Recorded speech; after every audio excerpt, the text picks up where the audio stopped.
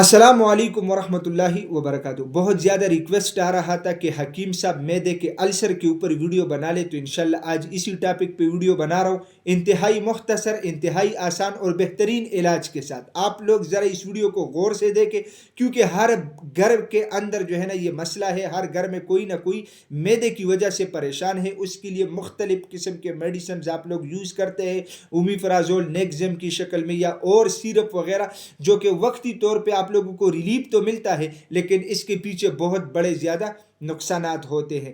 آپ لوگ جب اس کے لیے ٹیسٹ کرتے ہیں ایچ پائلوری، تو کوشش کریں آپ لوگ بلڈ میں اس کا ٹیسٹ نہ کریں، اس کا ٹیسٹ ہونا چاہیے بڑے پخانے میں یعنی سٹول میں، تو تب جا کے جو ہے نا اس کا پراپر پتہ چلے گا کہ یہ پازیٹیو ہے بھی یا نہیں، معدے کے جراثیم ہے یا نہیں۔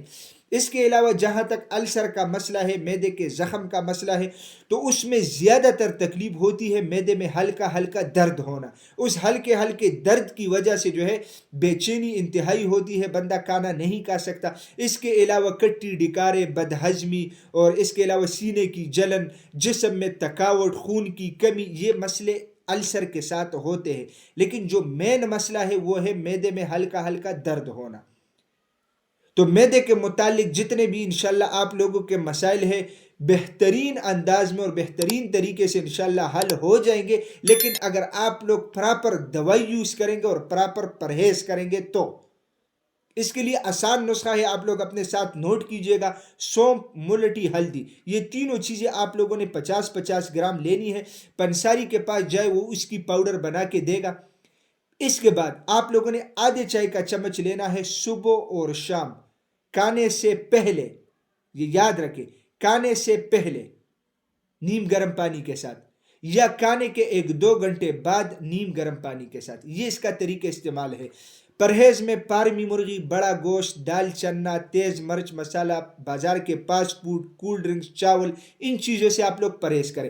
انشاءاللہ مہینے کے اندر اندر آپ لوگوں کا معدہ انتہائی ایکٹیو ہو جائے گا، السر زخم وغیرہ ختم ہو جائے گی، اور آپ لوگ اپنی زندگی خوشگوار طریقے سے گزارنا شروع کریں گے۔